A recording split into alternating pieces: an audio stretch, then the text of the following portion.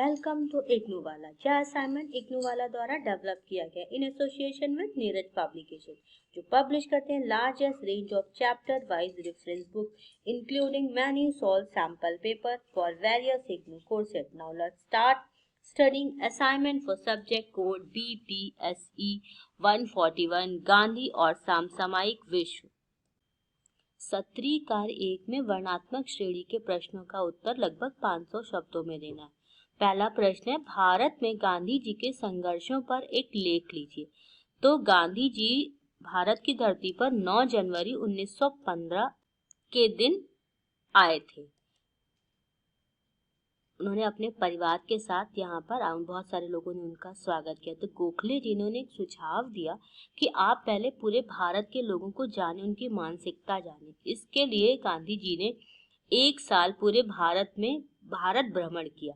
फिर प्रथम विश्व युद्ध के बाद सबसे पहले उन्होंने खिलाफत आंदोलन में साथ दिया। सबसे खिलाफत आंदोलन क्या था कि मुस्लिम के जो मुखिया माने जाने वाले टर्की के खलीफा पद के पुनः स्थापना करने के लिए ब्रिटिश सरकार पर दबाव डालना था। गांधी जी खिलाफत आंदोलन का समर्थन देकर हिंदू मुस्लिम एकता को स्थापित करना चाहते थे, परंतु इसमें बहुत ज्यादा सफलता नहीं मिली। फिर क्या था? असहयोग आंदोलन। असहयोग आंदोलन, गांधी जी ने 1 अगस्त 1920 को असहयोग आंदोलन शुरू किया।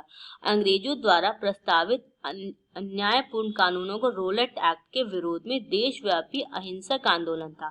जैसे इस विधेयक की घोषणा की गई, वैसे ही गांधी जी ने अंग्रेजों के विरुद्ध सविनय अवज्ञा शुरू करने का आह्वान किया। अंग्रेजों ने बल पूर्वक साधनों के द्वारा आंदोलन को दबाना।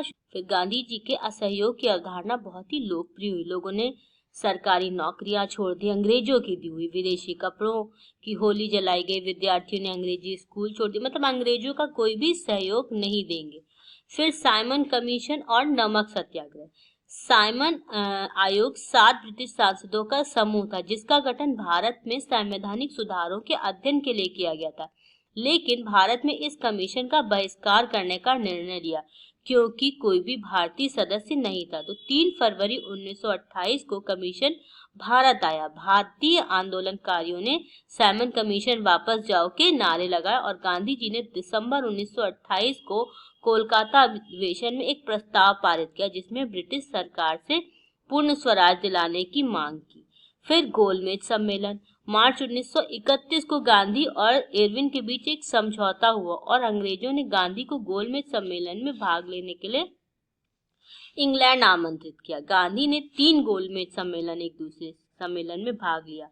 वहां पर गांधी ने भारत के लिए पूर्ण स्वतंत्रता की मांग की, लेकिन ब्रिटिश सरकार ने गांधी जी की मांगों को अस्वीकार कर दिया। फिर 28 दिसंबर 1931 को गांधी जी लंदन से आए, लेकिन खाली हाथ आए, कुछ भी स्वतंत्रता तो नहीं मिली। भारत आकर गांधी जी ने वेलिंगटन वायसराय से मिलना चाहा, लेकिन वायसराय ने मिलने से मना कर दिया। अंततः मजबूर होकर गांधी जी ने द्वितीय सविनय अवज्ञा आंदोलन शुरू किया।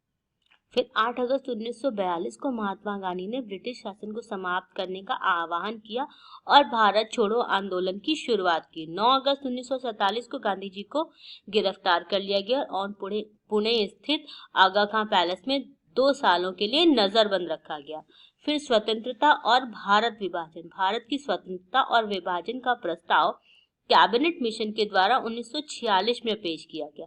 गांधी जी ने विभाजन का विरोध किया, लेकिन कांग्रेस ने उसे स्वीकार कर लिया था। सरदार पटेल के मनाने पर गांधी जी ने अनिच्छा से इसे अपनी सहमति दी। 15 अगस्त 1947 को भारत आजाद हो गया और भारत की स्वतंत्रता के बाद गांधी जी हिंदू और मुसलमानों में शांति और एकता स्थापित करने पर ध्यान केंद्रित किया। अगला प्रश्न, सभ्यता पर गांधी जी के विचारों को पता लगाइए। तो सभ्यता शब्द का प्रयोग मानव समाज को एक सकारात्मक, प्रगतिशील और समावेशी विकास की ओर इंगित करता है। गांधी जी की सभ्यता के विचारों पर क्या था? पश्चिमी प्रभाव था। जैसे गांधी जी ने इस आधुनिक सभ्यता की समीक्षा की थी, वह कुछ पश्चिमी रोमांटिक चिंतकों के लेखन से प्रभावित थे। तो गांधी जी के अनुसार सच्ची सभ्यता का अर्थ हिंद स्वराज में इस प्रकार दिए, सभ्यता आचार की वह विधि है जो व्यक्ति के कर्तव्य को पथ चलाती है। कर्तव्य पालन और नैतिकता का पालन परिवर्तनीय पद है। नैतिकता का पालन का अर्थ भावों और अपने मन के ऊपर काबू प्राप्त करना है।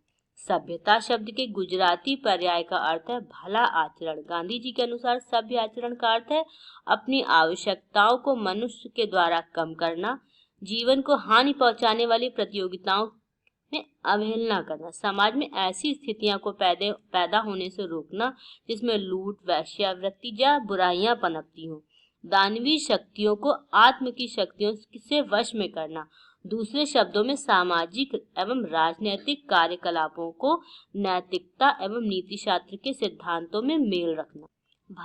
गांधी जी के अनुसार भारतीय सभ्यता। गांधी जी मानते थे कि भारतीय सभ्यता ईश्वर में विश्वास पर आधारित है। गांधी जी ने भारत को अद्वितीय ताकत बताया। उन्होंने कहा कि भारतीय पुरातन सभ्यता नैतिकता पर आधारित थी। हिंसा को भारतीय सभ्यता के विपरीत गैर भारतीय माना गया। गांधी जी का मानना था कि सिर्फ अंग्रेजों के देश छोड़कर चले जाने मर से भारत को सही स्वराज नहीं मिल सकता। वो स्पष्ट कहते कि हमें पश्चिमी सभ्यता के मोह से बचना चाहिए। अगला प्रश्न है, विकास पर गांधी के दृष्टिकोण और उनकी समालोचना की चर्चा कीजिए। तो गांधी जी ने अपने संपूर्ण जीवन में विकास के लिए कोई ठोस मॉडल नहीं दिया। गांधी जी के अनुसार बिना विकास के भी सामाजिक परिवर्तन संभव है। उनका मानना था कि सामान्यतः विकास शब्द ही विनाश का कारण है, क्योंकि अगर विकास करते करते असंतुलन आ गया तो विनाश की तरफ बढ़ेगा। गांधी जी का मानना था कि गांधी जी ने विकेंद्रीकरण, समुदाय आधारित अर्थशास्त्र, आत्मनिर्भरता, हस्तशिल्प, ग्रामीण विकास और कम पूंजी गहन उपयुक्त प्रौद्योगिकी के उपयोग पर जोर देना एक आत्मनिर्भर अर्थव्यवस्था के लिए उनकी दृष्टि को दर्शाता है। उनके रचनात्मक कार्यों का उद्देश्य अहिंसक समाज का निर्माण करना था। गांधी जी ने कभी उन मशीनों के उपयोग को मंजूरी नहीं दी जो मशीनें पुरुषों की जगह लेती थी। वो कहते थे कि वे मशीनों के विवेकपूर्ण उपयोग की वकालत करते थे। वह स्थानीय रूप से उत्पादित की जाने वाली हर चीज के महत्व पर जोर देते थे और एक विकेंद्रीकृत अर्थव्यवस्था के बारे में सोचते थे। उन्होंने आत्मनिर्भरता के साथ साथ नैतिक और आर्थिक उत्थान के लिए चरखा और खाद उपयोग के लिए प्रचार किया। अगला प्रश्न है, राजनीतिक स्वराज की गांधी की अवधारणा की जांच कीजिए। तो गांधी ने स्वराज की अवधारणा में देश की सरकार को बहुसंख्यक लोगों की इच्छा पर आधारित करने की बात कही। सरकार के चुनाव के लिए उन्होंने वयस्क मताधिकार का उपयुक्त माना। उनका विचार था कि स्वराज सरकार का चुनाव करने वाले लोगों को राष्ट्र के निर्माण अपने हाथों में श्रम का योगदान भी देना चाहिए। गांधी जी ने लोकतांत्रिक व्यवस्था के साथ साथ सरकार के संसदीय स्वरूप को स्वराज की अवधारणा के तत्कालिक लक्ष्य के रूप में स्वीकार किया। वास्तव में गांधी जी बहुमत के शासन के समर्थक थे। साथ ही उनका विचार था कि संसदीय लोकतंत्र को भी सहभागी लोकतंत्र होना चाहिए। प्रश्न है, ग्रामीण अर्थव्यवस्था पर गांधी की विचार का विस्तार पूर्वक वर्णन कीजिए। तो जैसे ही गांधी जी ने स्वतंत्रता आंदोलन में भाग लिया, वो गांवों की स्थिति देखकर बहुत चिंतित थे, क्योंकि जब अंग्रेज यहाँ पर आए तो उन्होंने क्या किया, कच्चा माल यहाँ से बाहर विदेश जाता था और विदेश से सामान तैयार होकर भारत आता था और भारत में वही विदेशी लोग इस चीज को बहुत महंगे दामों पर बेचते थे और शहरों में लोग उसको खरीदते भी थे। तो गांधी जी भारतीय जनता में जागरूकता लाने का प्रयास करते थे। गांधी जी ने चरखा को स्वदेशी आंदोलन का हथियार बनाया। उन्होंने लोगों से अनुरोध किया कि वे अपने दैनिक जीवन में स्वदेशी उत्पादों का ही प्रयोग करें। घरों में साफ सफाई में ब्रश की जगह झाड़ू का इस्तेमाल करें, टूथब्रश की जगह नीम या बबूल दातुन का इस्तेमाल करें। कारखाने में बनने वाले चावलों के बदले हाथों से कुटे हुए चावलों का उपयोग करें। फिर गांधी जी प्रत्येक गांव को एक आत्मनिर्भर इकाई के रूप में देखते थे। गांधी जी कुटीर उद्योगों के विकास पर बल देते थे। गांधी जी ने ग्राम समुदाय की आत्मनिर्भरता पर बल दिया। गांधी ने अपने विचारों में स्वदेशी की भावना पर बल दिया। उनका मानना था गांवों के लोगों की जरूरत को गांव में ही पूरा किया जाना चाहिए। गांधी जी का मानना था कि जब वस्तुएं गांवों में बनेंगी तो ग्रामीण जन मजबूत होगा और उन्हें मजदूरी और लाभ दोनों मिलेंगे। महात्मा गांधी ने कहा था कि भारत की आत्मा गांवों में बसती है। जब गांवों का विकास होगा तभी शहरों का विकास हो। सत्रीकार तृतीय में लघु श्रेणी के प्रश्न हैं, जिनका उत्तर 100 शब्दों में देना है। प्रश्न 1, सत्याग्रहियों के लिए नियमावली। तो गांधी जी ने संपूर्ण अहिंसक कार्य पद्धति को ही सत्याग्रह का नाम दिया। उनके लिए सत्याग्रह का अर्थ सभी प्रकार के अन्याय, अत्याचार और शोषण के खिलाफ शुद्ध आत्मबल का प्रयोग करने से था। गांधी जी का विचार था, सत्याग्रह मूलतः एक जीवनचर्या है जिसे कोई भी मनुष्य अपना सकता और सत्याग्रहियों के लिए राजनीतिक कार्यकलाप के तौर तरीकों के निर्देशित करते हैं। गांधी जी के आश्रम में आश्रय लेने वाले सभी लोगों को एक सच्चे सत्याग्रही का पालन करना होता है। उनके उपदेशों के अनुसार ही जीना होता था। उनके आश्रम में दुर्वचन, गाली गलौज और पूरी तरीके से प्रतिबंधित था। गांधी जी सबसे यह अपेक्षा करते थे कि एक सत्याग्रही के रूप में ही अपने भोजन और वस्त्र और मेहनत करके तैयार किए जाए। गांधी रोटी और श्रम की बात बोलते थे। अगला प्रश्न है, साइलेंट वैली यानी मूक घाटी आंदोलन। तो जो साइलेंट वैली है ये कहाँ स्थित है? केरल में स्थित है। एक विशाल जंगल है, जो इस जंगल में कंथीपुड़ा-पुंची नदी मुख्य रूप से बहती है। अंग्रेजों के द्वारा इस क्षेत्र में झींगुरों से मुक्त होने के कारण साइलेंट वैली नाम दिया, क्योंकि कोई आवाज नहीं आती थी। तो 1928 में कुंथीपुंजा नदी के पास विद्युत परियोजना के लिए जगह चिन्हित की गई। स्वतंत्रता प्राप्ति के पश्चात 1980 में कुंथीपुंजा नदी पर एक परियोजना के अंतर्गत 200 मेगावाट बिजली निर्माण हेतु प्रस्ताव रखा गया।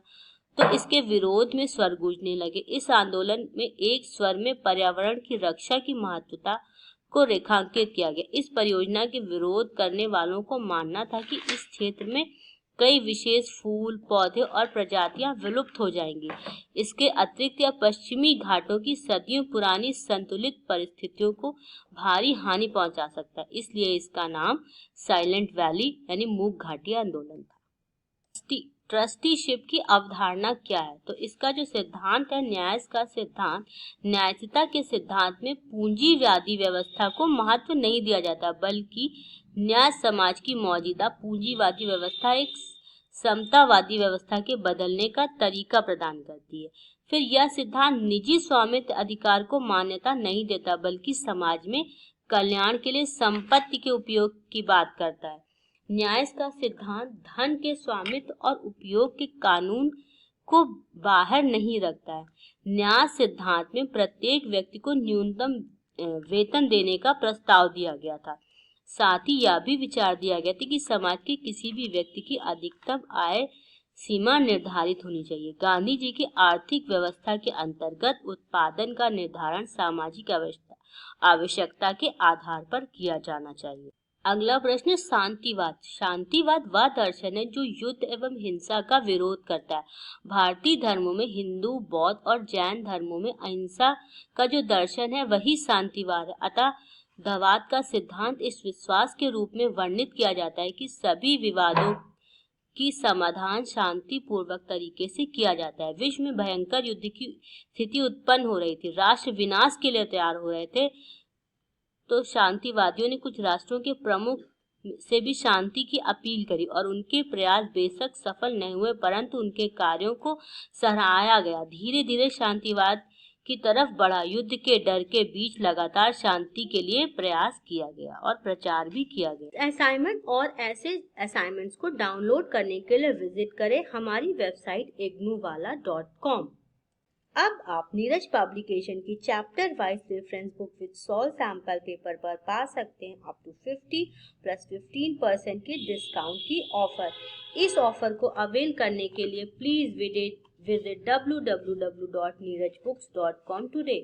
For more updates and information related to IGNOU, please subscribe and also comment below which assignment do you wanna next. Thanks for watching.